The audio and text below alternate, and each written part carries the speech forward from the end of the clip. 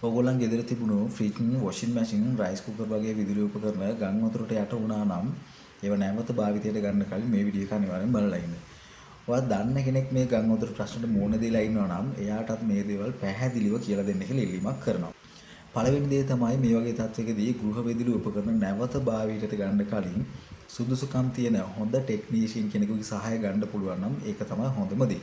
Technician කෙනෙකුගේ උදව් ගන්න කලින් ඔයාගේ පැත්තෙන් අනිවාර්යයෙන්ම කරන්න ඕන දේවල් මොනවද සහ බරපතල තත්ත්වයක් නැත්තම් ඔයාටම මේ වැඩ ටික කරගන්නේ කොහොමද කියලා තමයි මම ඕගොල්ලන්ව දැනුවත් කරන්න හිතුවේ.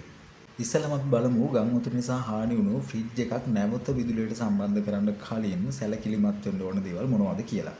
මුලින්ම අපි මේ ප්ලග් ටොප් එකෙන් පටන් ගමු. ප්ලග් ටොප් එක මෙන්න මේ විදිහ එකක් නම් මුලින්ම මේක ගලවලා අයින් කරන්න ඕනේ. මේ විදිහේ සීල් ටයිප් එකක් නම් මේක ගැටලුවක් නෑ.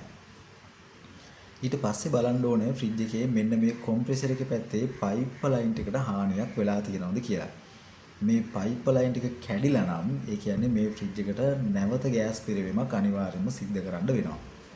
ඊට කලින් මෙන්න මේ පියවර ටික අනුගමනය කරොත් ඔයාගේ ෆ්‍රිජ් එකට වෙලා තියෙන හානිය සෑහෙන දුරට අඩු කරගන්න පුළුවන්. මේ පයිප් ලයින් කැඩිලා තියෙනවා නම් ඒ කියන්නේ දැනටමත් මේ ෆ්‍රිජ් එකේ ගෑස් ලීක් වෙලා ඉවරයි. මේ වෙලාවේදී අපි ඉස්සෙල්ලාම මෙන්න මේ පයිප් ලයින් තුන අපිට පුළුවන් විදිහට අඩුවක් වගේ දෙයක් පාවිච්චි කරලා මෙන්න මේ විදිහට සීල් කරගන්න ඕනේ. කොම්ප්‍රෙසර් එක ඇතුළට වතුර දූවිලි වගේ දෙයක් යන එක නතර කරගන්න එක තමයි අපි මේ වැඩේදී බලාපොරොත්තු වෙන්නේ. හොඳට මතක තියාගන්න මේ පයිප් ලයින් වලට හානියක් වෙලා නැත්නම් ඔයා මේ වැඩේ කරන්න යන්න එපා. ඊට පස්සේ අපි මේ කොම්ප්‍රෙසර් එකේ මෙන්න මේ ඕල් ඕට් රිලේ කියන කොටස් දෙක ගලවලා අයින් කරනවා. හැම කොම්ප්‍රෙසර් එකකම මේ කොටස් දෙක මේ විදිහේ ප්ලාස්ටික් කප් එකකින් වහලා තියෙනවා. මේ කප් එක එක එක ෆ්‍රිජර්ස් වල එක විදිහට තියෙන්න පුළුවන්. ඉතින් මේ හැම එකක්ම ගලව ගන්න විදිය කියලා දෙන එක ප්‍රායෝගික නැති නිසා මේ කොටස් ගලව ගද්දී ඔයගොල්ලන්ට ටිකක් ඉවසීමෙන් මේ කොටස් කැඩෙන්නේ නැති විදිහට වැඩේ කරගන්න වෙනවා. මේ හැම කොටසක්ම ගලවන්න කලින් මේවා ආපහු හයි කරන්න ඕන කොයි විදිහටද කියන එක ඔළුවේ තියාගෙන ගලව ගන්න. අමතක වෙයි කියලා හිතනවා නම් පොඩි වීඩියෝ කැලක් වගේ එකක් දාගන්න.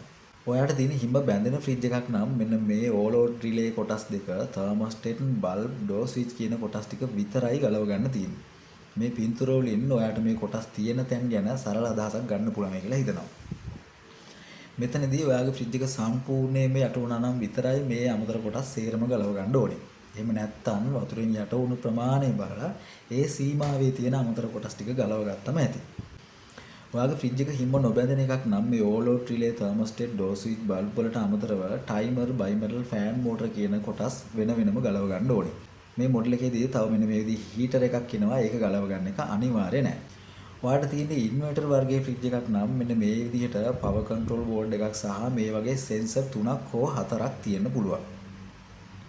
ඔයාගේ ෆ්‍රිජ් එක මේ වගේ සයිඩ් බයි සයිඩ් ෆ්‍රිජ් එකක් නම් ඒකෙත් මේ හා සමාන කොටස් කීපයක් තියෙනවා. මේ කොටස් ටික වෙන වෙනම ගලවලා මේ හැම එකක්ම එකින් එක පිරිසුදු වතුරෙන් හොඳට සෝද ගන්න ඕන. මේ වගේ PCB එකක් සෝදනවා නම් සාමාන්‍යයෙන් තියරි හැටියට මේ දේවල් පිරිසුදු කරගන්න වෙනම ලික්විඩ් වර්ග තියෙනවා.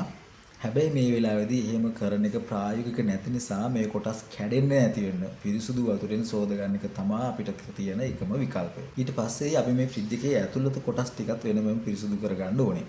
දැන් ඔයා මේකේ අමතර කොටස් සේරම ගලවලා තියෙන නිසා මේකේ ඇතුළත කොටස් සෝදගෙනදී විශේෂයෙන් බය වෙන්න කාරණාවක් නැහැ. සුදුසු සේදුම් කාරකයක් පාවිච්චි කරලා හොඳට සෝද ගන්න. හයි ප්‍රෙෂර් මැෂින් එකක් පාවිච්චි කරන්න පුළුවන්කමක් තියෙනවා නම් මේ කොටස් කැඩෙන්නේ නැති විදිහට ප්‍රෙෂර් එක අඩු කරලා පාවිච්චි කරාට ගැටලුවක් නැහැ. සෝදන වතුරයකට විනාකිරි බිංදු කීපයක් එකතු කරන්න පුළුවන් නම් පුස් හැදෙන එක, දුගඳ ඇති වෙන එක වගේ දේවල් නතර කරගන්නත් පුළුවන්.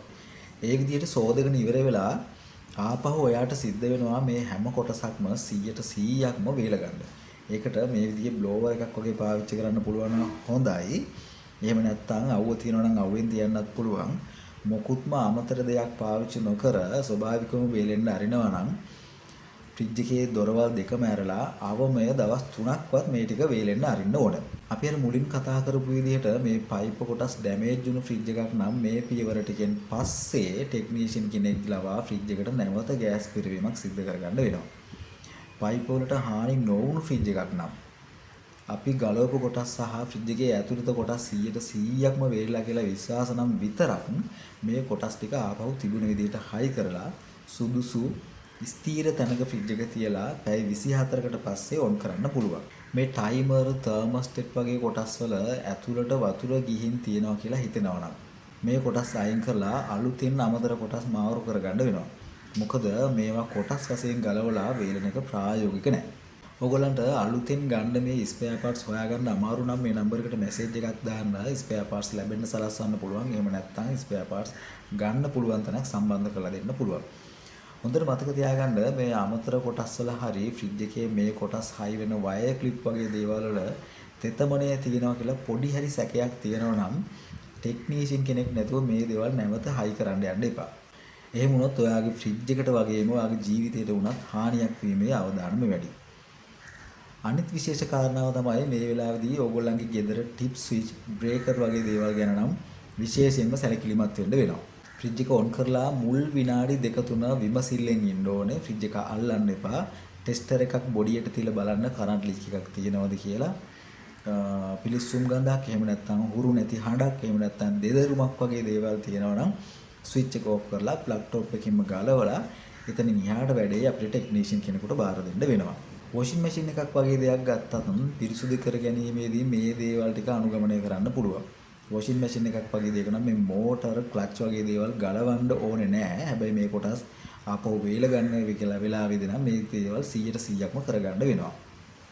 සාමාන්‍යයෙන් ওই දේවල් ටික ඔයාලට හරියට පිළිවෙලට කරගන්න පුළුවන් නම් ගොඩක් දුරට ඔයගොල්ලන්ගේ මේ ගෘහ විදුලි උපකරණ fridge, washing machine, blender, rice cooker වගේ දේවල් රිපෙයාර් එකක් නොකර එහෙම නැත්නම් ලොකු රිපෙයාර් එකක් නොකර නැවත පාවිච්චියට ගන්න පුළුවන් කිසි ප්‍රශ්නයක් නැහැ.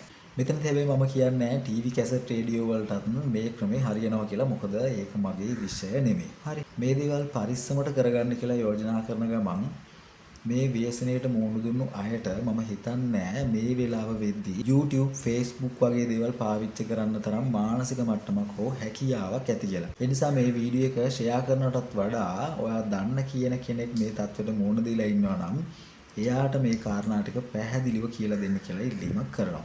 එහෙනම් එච්චරයි. පරිස්සමට වැඩ ටික කරගන්න අපි ආයෙ නැගිටිමු.